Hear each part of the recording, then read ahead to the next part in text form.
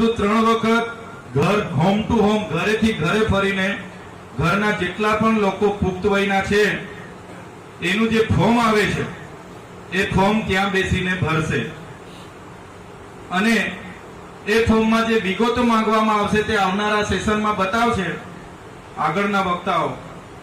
ત્યારે એ ફોર્મ ભરશે એમાં આખા મતદાતા હશે, એનું નામ, એનો આધાર કાર્ડ નંબર, એનું જૂની ચૂંટણી કાર્ડ, એનો જૂનો ફોટો, રેશન કાર્ડ નંબર, આ તે બધી વિગતો એમાં નાખશે.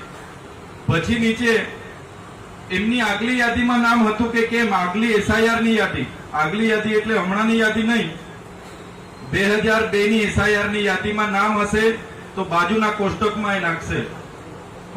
આપણે 1/7/1987 પહેલા જન્મેલા લોકોની 2002 ની યાદીમાં નામ હશે અને ત્યાર પછી જે જન્મેલા લોકો છે એમની 2002 ની SIR ની યાદીમાં નામ નહીં હશે. એટલે 2 કોષ્ટક એમાં આપેલા હશે.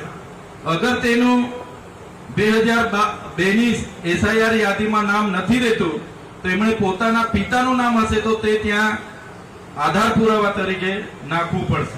એ આગળ અમે સેશનમાં તમને બધું બતાવીશું.